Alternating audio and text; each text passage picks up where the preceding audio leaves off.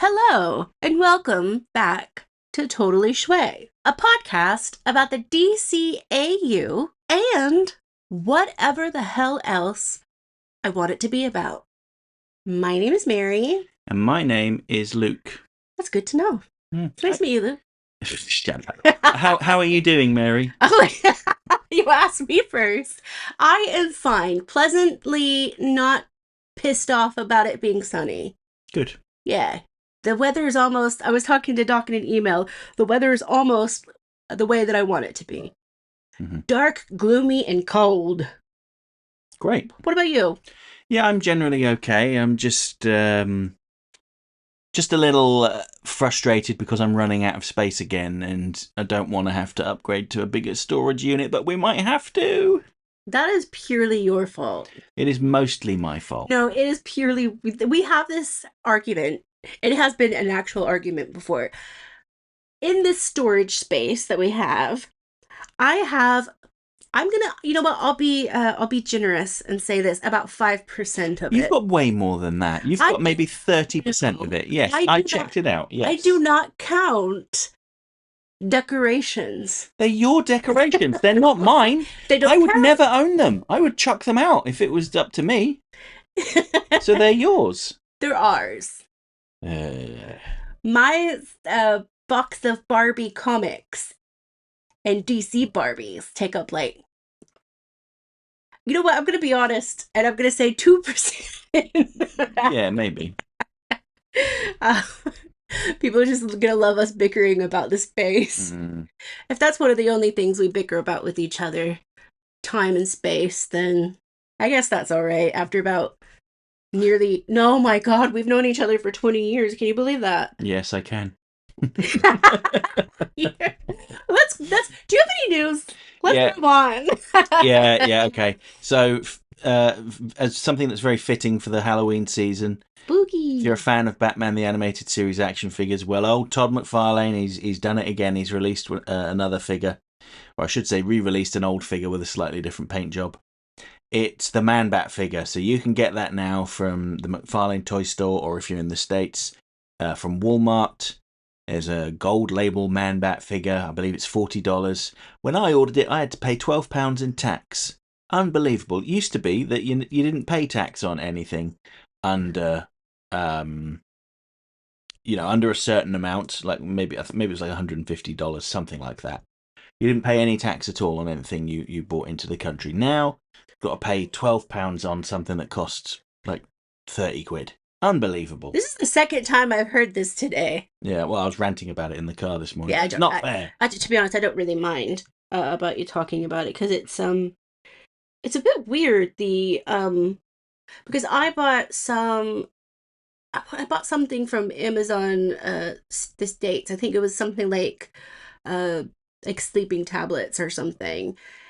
And at first, it was going to be almost the same exact amount to have it shipped and stuff over here. Mm-hmm. I was like, oh, okay. Oh my God, we've turned into like our grandparents. I hope not. No, I think there's a lot of differences between my grandparents, so. Should we get to the topic of today's episode? Yeah, why don't you tell everyone what the topic is? So, it's not Birds of Prey, it's Birds of a Feather. The Batman the Animated Series episode, Birds of a Feather. Yeah. Good. Not the Billie Eilish song, which is amazing. I just like the fact that she swears in it as well. The little things in life. So, in this episode, this is a penguin episode through and through. We see the penguin trying to be part of high society and try to do the right things that you're supposed to do after rehabilitating and stuff like that. Mm-hmm. And at first, he's doing them. He's doing a great job, and it's really refreshing to see. And then he actually starts to hang out with high society. Is her name Veronica? Veronica Vreeland and Piers Chapman. They are not nice people. No. they're not nice people, and it's a shame because they use, you know, Oz, Cobblepot, Oswald for their own entertainment, really. And it sucks because the penguin doesn't know it first. And when he finds out, obviously, his thing is to, get back at them somehow and Yeah, stuff like that. obviously he's upset because he's been Yeah, deceived, and he lashes out and goes back to a life of crime. He kidnaps Veronica Vreeland. yeah, He holds her to ransom and makes Piers Chapman pay, and then he's going to murder them both. yeah. And that's, The end. yeah. So join us next time Yeah. where we're going to talk about redwood trees. If anyone gets that joke, that's fine. I don't. I haven't listened to the song yet. So let's get started with some of the questions I have for you. Okay, shoot. When you think of the Penguin and Batman the Animated Series, what's the first feeling or image that comes to mind? The first feeling I have is a feeling of that he was underused. That's the feeling that comes to mind. Like, oh, they could have done more with him. Mine is annoying. I'm annoyed. Okay. And it's mainly because of this episode. And it's not necessarily because of the Penguin. It's how people in life, and we'll get more into this later on, but how people in life who are in that sort of society always feel like they're better than somebody. And I'm not the type of person that thinks there's someone better than me because, they've just, been from like jail or like rehab or whatever. And because, that's the whole point of rehabilitation, is to be able to get back into society. Yes, yeah, there is a very clear message, isn't there? That Mm-hmm. even at the end of the episode when Penguin's taken away, he says, society is to blame. High society. And yeah, but I think there's a streak running through Batman, the animated series, of almost like disdain for people that view themselves as elites, whether that's like the financial elites, the wealthy elites, etc. Because they're more often than not, at least morons, Mm-hmm. and some of them are wicked and cruel and responsible for making some of the supervillains. Let's, let's get on to the second question. Okay. Did you ever feel sympathy for him while watching the show?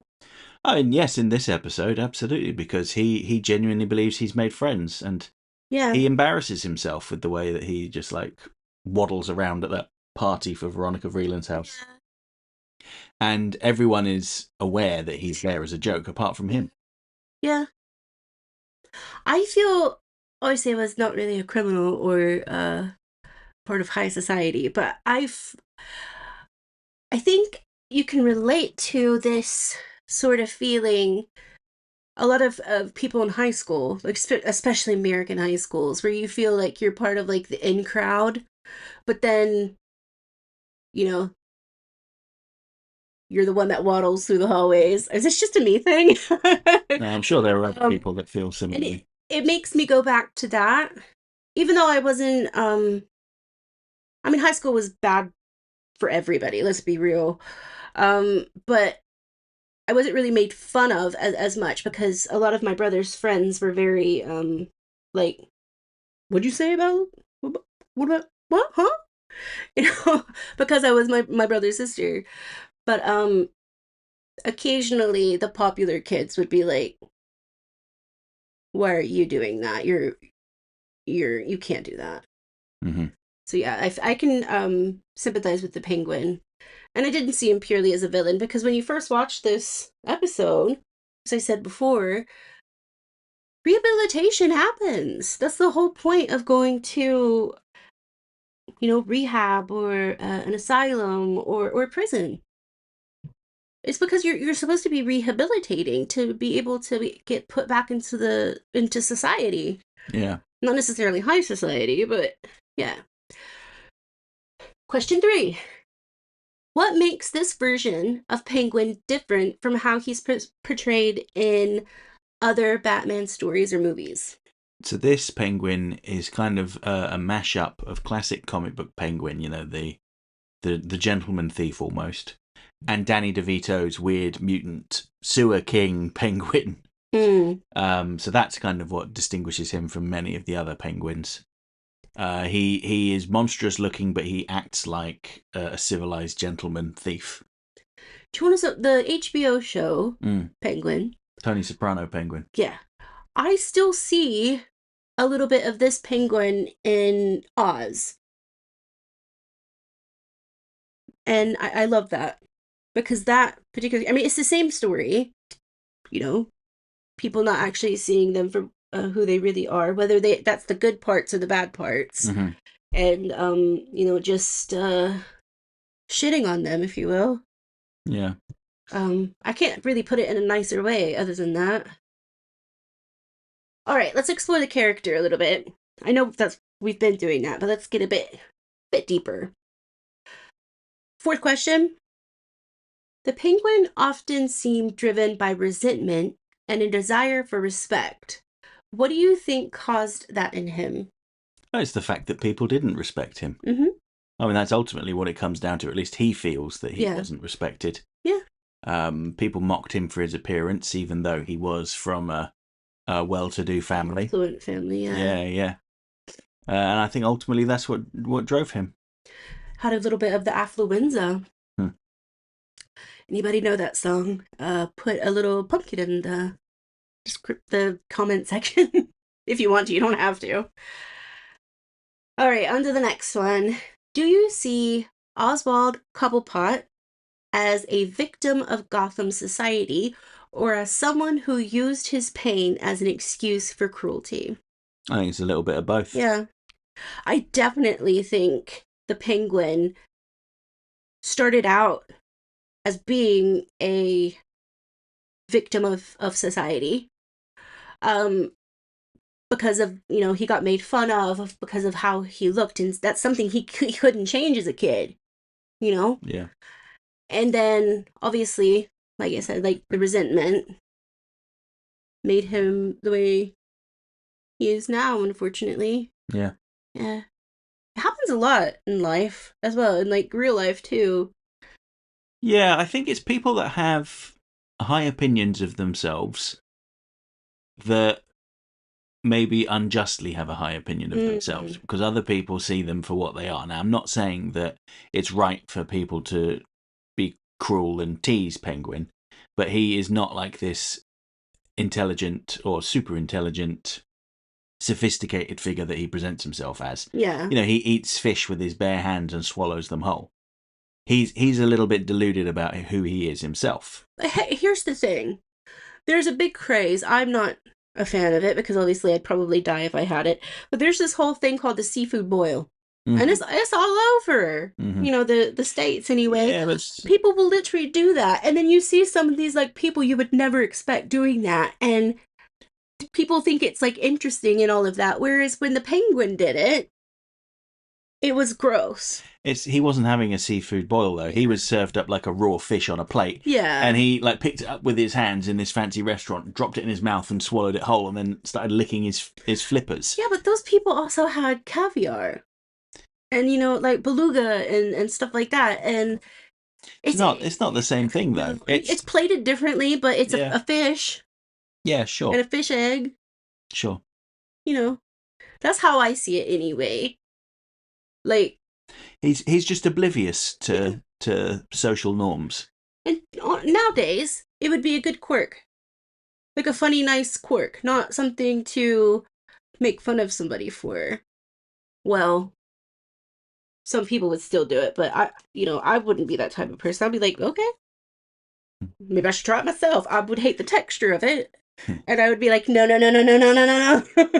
It's funny, actually. I just thought, in my day job, we had a team building thing where we went out for pizza, like an Italian pizza place. And just say Cece's? No, like not everyone, but most people were eating it with like knives and forks, trying to be all civilized. Whereas I'm just like, pick up the slice, New York fold, swallow. I was the Oswald Cobblepot of that social event. No, there were other people eating it with their You guys listening, do you eat your pizza with a, like when you're in a restaurant with a knife and fork, or do you eat it with your hands? I don't particularly like to hold pizza with my hands when it's hot. So if it's hot in a restaurant, I'll use a knife and fork because I don't like touching my food most of the time. Mm-hmm. It gives me the ick. That's the only question I really wanted to ask just now. All right, on to question 6. The show sometimes hinted at his longing to be accepted by Gotham's elite. Do you think that's what truly motivated him for his life of crime? Generally, no. It's really only in Birds of a Feather where he's like Mm-hmm. that. Um, and you see in the new Batman adventures when he is like a respected club owner, Yeah, he's still just as vile and unpleasant. yeah. Even after he's lost weight and had his hand surgically altered so he looks less monstrous. So do you think he had the gastric ban? No, he got pushed out of a helicopter and broke every bone in his body and couldn't eat properly for a while. Is that how I need to do it? No, I wouldn't do it. It doesn't sound good. Okay, that's fine. Yeah, I don't. Yeah, I think I agree with you because this episode does explain a lot about Oswald, but you could still have a different opinion of him Mm-hmm. if you didn't watch this episode. Yeah. Yeah, that's about it. That's about all I gotta say about that.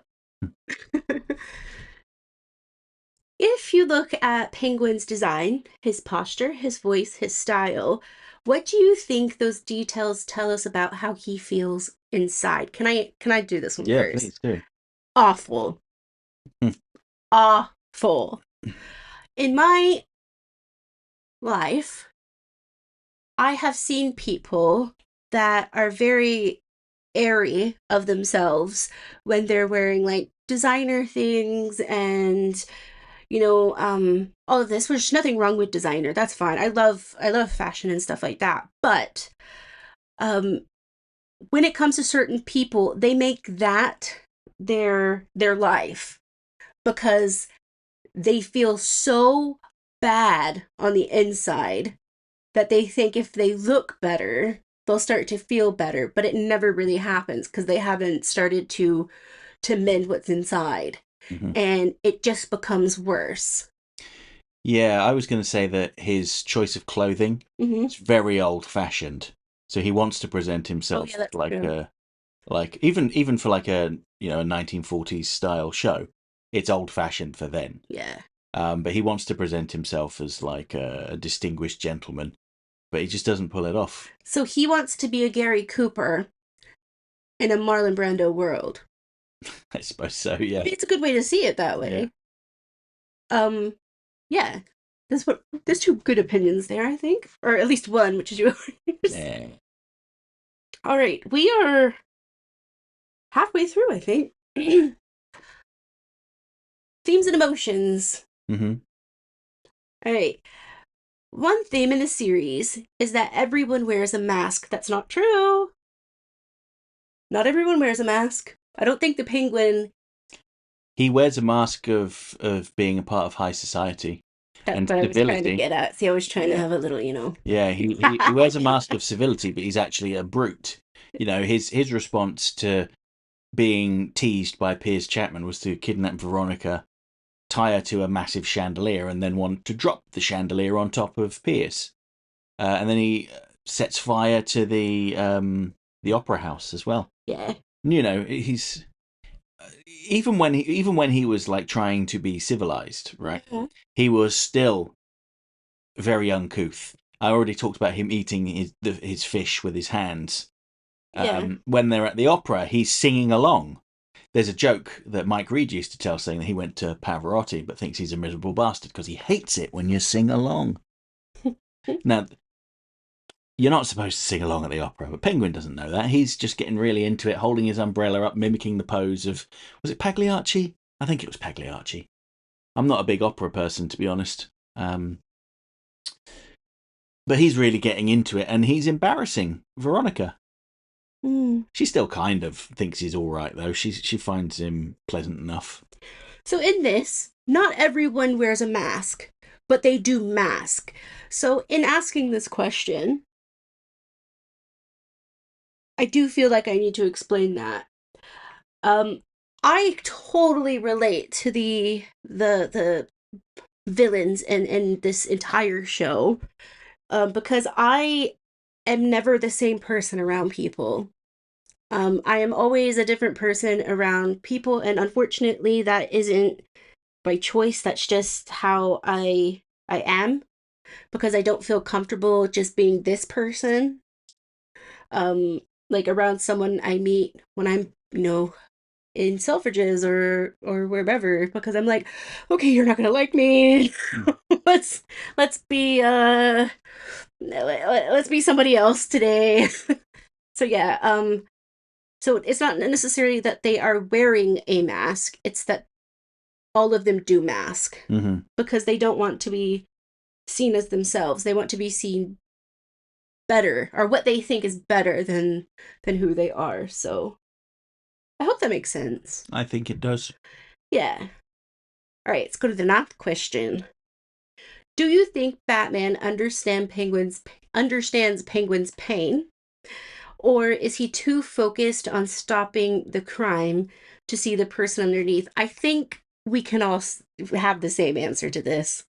Yeah, of course he does. Yes, Because it's Bruce. It's Batman.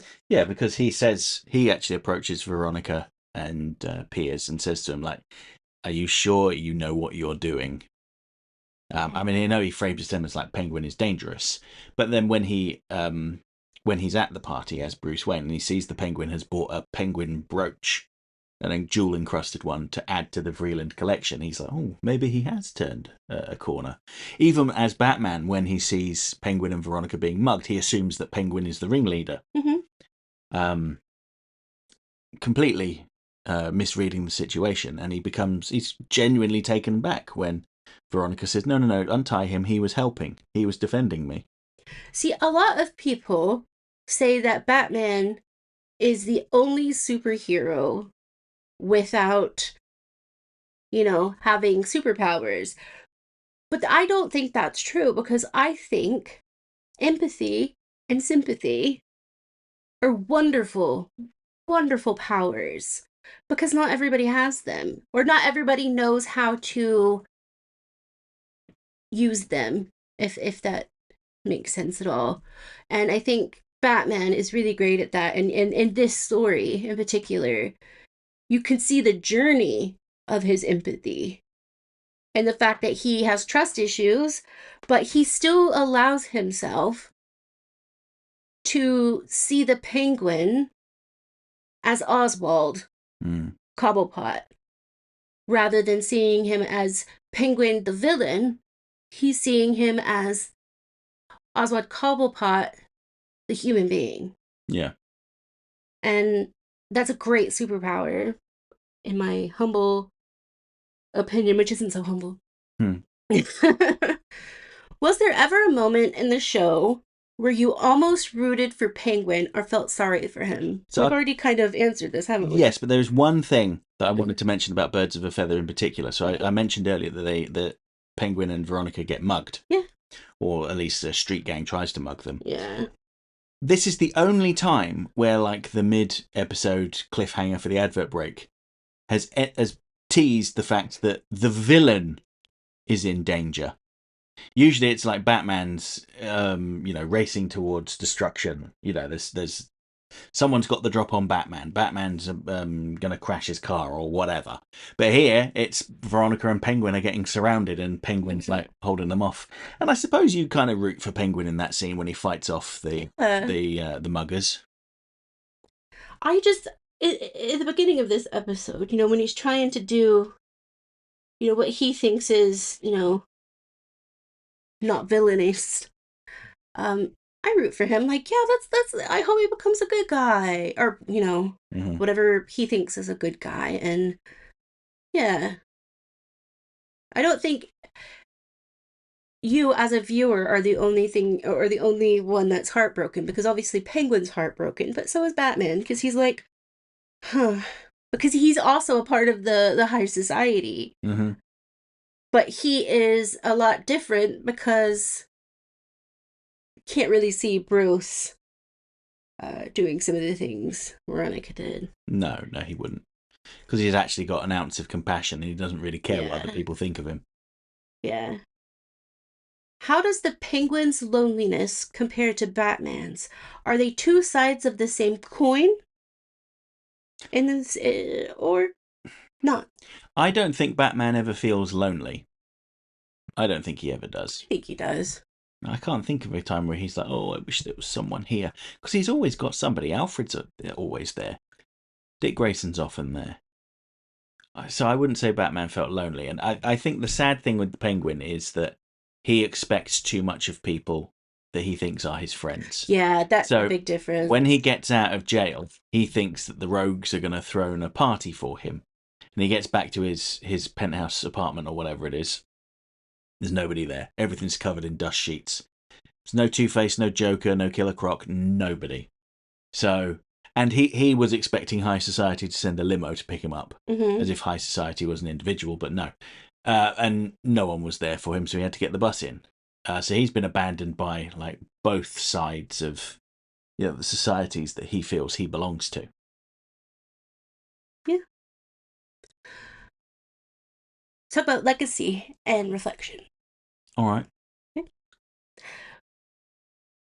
Why do you think Penguin doesn't get as much emotional analysis as villains like Two-Face or Mr. Freeze? It took a lot out of me not to say toothpaste.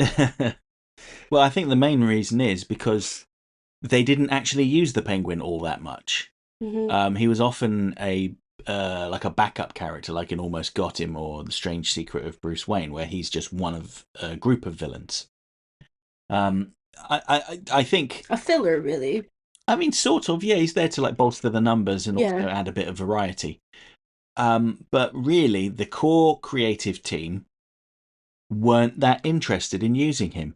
They had a plan that they wanted to use. They wanted Penguin to look like the Dick Sprang version. They wanted him to be like a chubby little thief who hid his criminal empire from his mother. And that was going to be his emotional hook, that he's a big mama's boy and he would do anything to keep his secret life secret from his mother.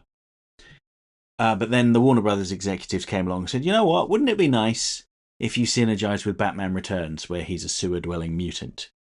And they were like, oh, really? All right.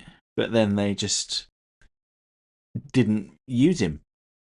That was their solution. Okay, we'll do what you want, but we're just not going to use him very much. Mm. And it's funny, apparently a lot of the scripts they got in those early days did feature either Joker, Catwoman, or Penguin, because writers who were pitching in thought, let's try to synergize with the movies because that's what they'll want to receive. Funnily enough, it was not what they wanted to receive at all. That's why a lot of them didn't get made. Mm-mm. So I think ultimately that's the reason, because they decided not to use him. All right. Why might modern audiences view Penguin differently today, especially with more focus on trauma and mental health? Well, I also think Penguin's more popular than ever these days, particularly because of The HBO show. the HBO show. Yes. So Say it again. The HBO Max show. yeah, the HBO Max show. Yes, yeah. But I think that's gonna be why people might look at him differently. Yeah, I think that's it, really. Yeah. To be honest, I don't think a lot of people would see him that much differently, because the people that watched the show knew what trauma was, Mm-hmm. knew what, mental health problems were out there, and stuff like that. And it's that kind of generation that helped the next generation see that these things are important to talk about. These things are important to know. And it's also important to know that everybody is different. Mm-hmm. And it's not necessarily that difference that should make, it's like Penguin's hands, for instance.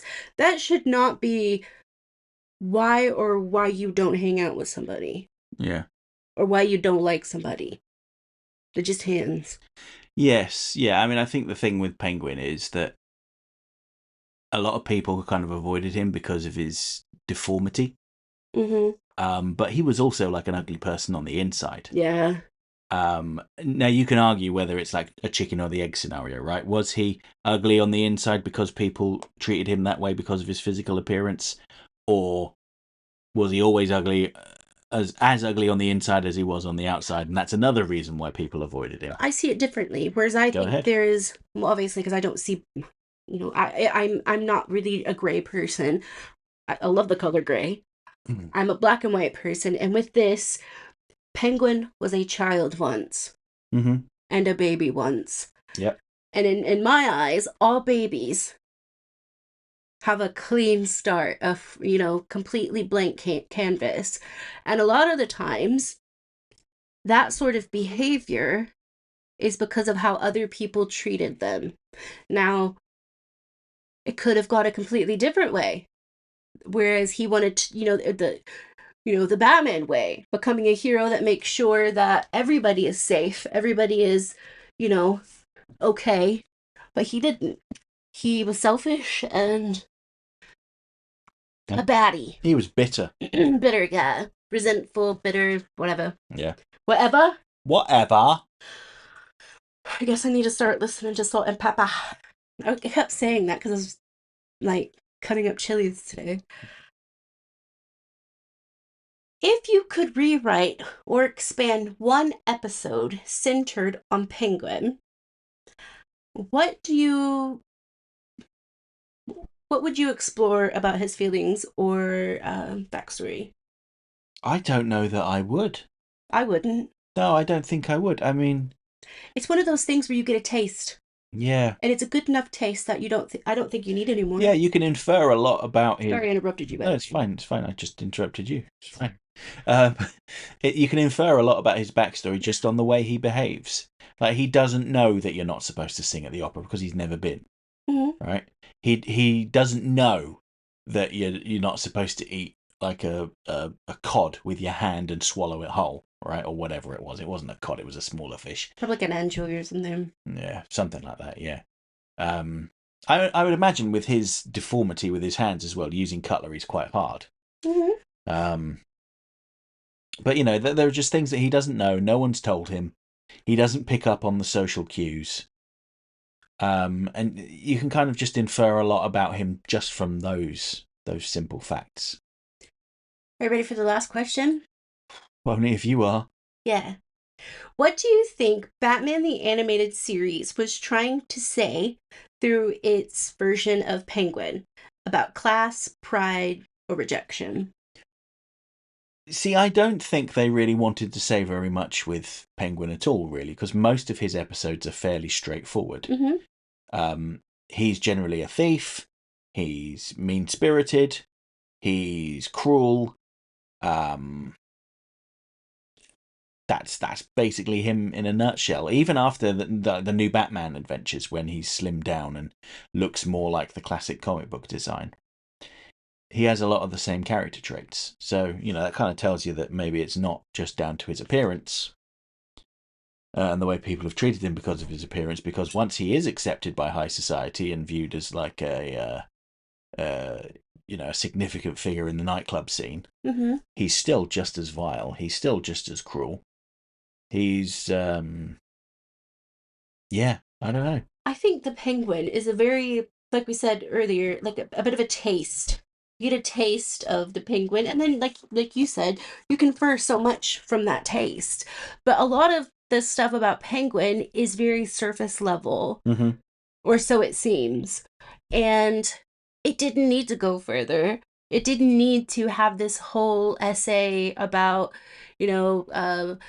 high society versus prison or something like that. Yeah. Because the way that they did it, I think they did a great job.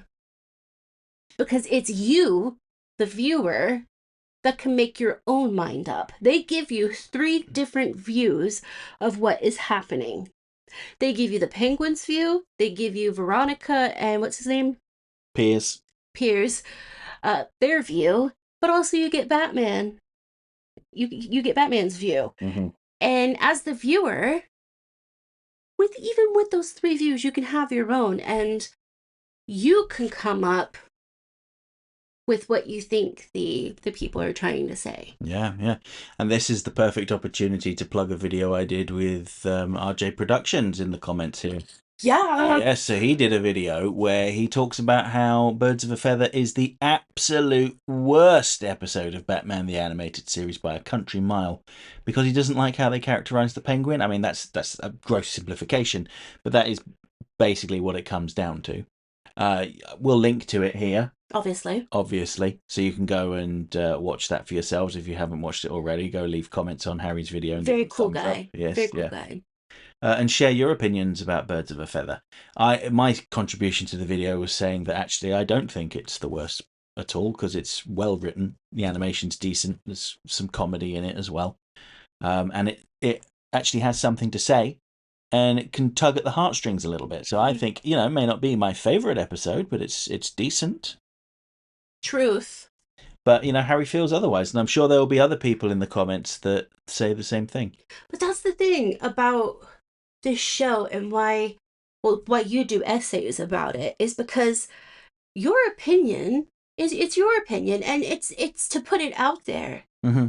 So people like, RJ, it's amazing that you guys can talk to each other and have two different opinions about it, but have a friendly conversation. Mm-hmm. And I say this so often, but I love this community for the most part. The actual community itself is wonderful, and the fact that each person can have a different opinion, but we all still respect each other in some regard. Not talking about the people that leave rude comments.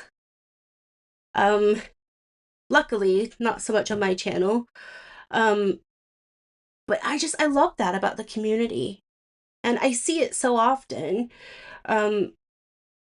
And it's one of the reasons why we continue to do the podcast. Yeah, it's not going to reach 1 million views or anything like that, but I get to speak to people that I never would have been able to if we didn't start doing this. Yeah.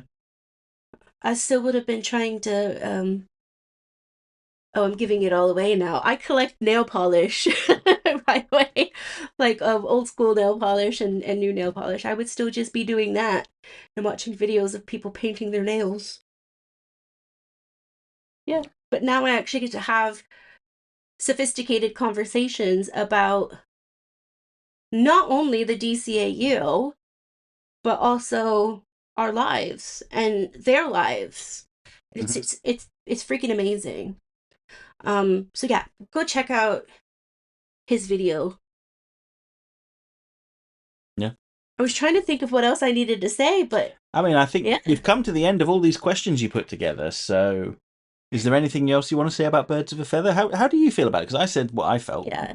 How do you feel about it? Do you think it's the worst? No, it's not my favorite. It's definitely not in one of the best, in my opinion.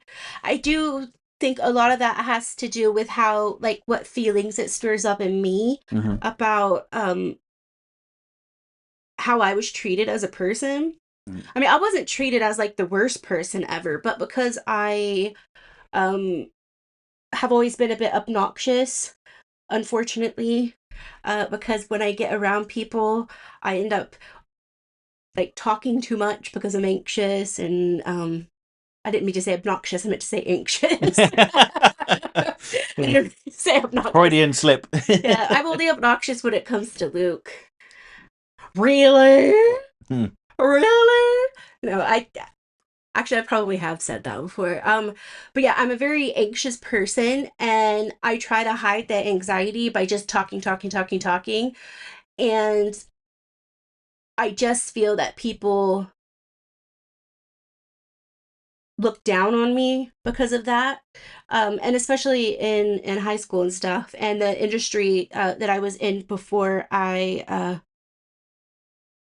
went back to retail, because I was in the beauty industry, and a lot of people in that sort of industry do act like that, even though they they have a mortgage, they have to pay for their taxes, or they should be paying for their taxes, and they have to do this, this, and this.